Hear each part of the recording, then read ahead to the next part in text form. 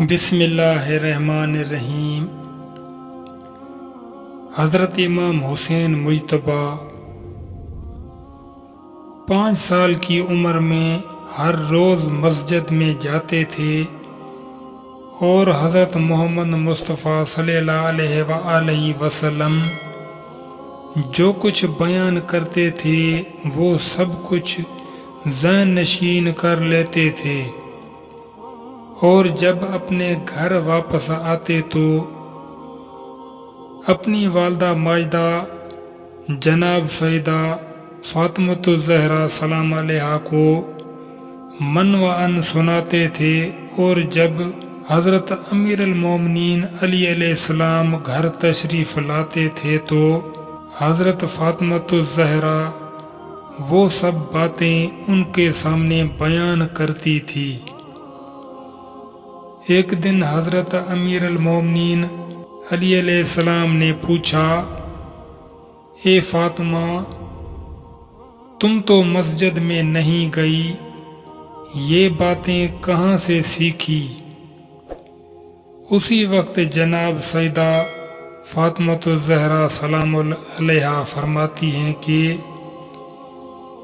مجھے میرا بیٹا حسن بتاتا ہے، وہ ہر روز مسجد میں جاتا ہے اور اپنے جد حضرت محمد مصطفیٰ صلی اللہ علیہ وآلہ وسلم سے جو کچھ سنتا ہے وہ مجھے گھر آ کر بتا دیتا ہے۔ مولا علی نے فرمایا، فاطمہ، میں بھی یہ جاننا چاہتا ہوں کہ آپ کا بیٹا کیسے بتاتا ہے؟ جناب سیدہ فاطمۃ الزہرا نے فرمایا، میرا خیال ہے کہ وہ شرم کی وجہ سے آپ کے سامنے نہیں سنا پائے گا۔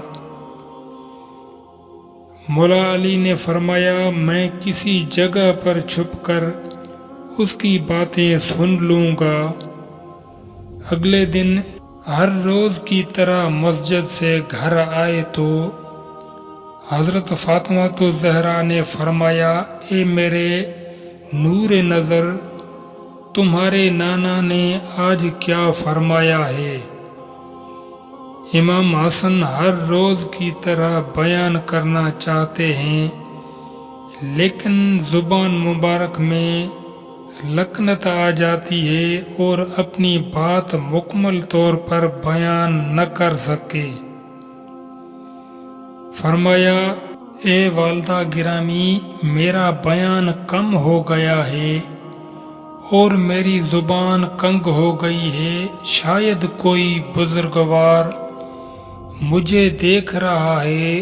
حضرت امیر علی علیہ السلام جلدی سے دروازے کے پیچھے سے نکل آئے اور بے اختیار انہیں اپنی آغوش میں بٹھایا اور ان کے ہونٹوں کا بوسہ لیا۔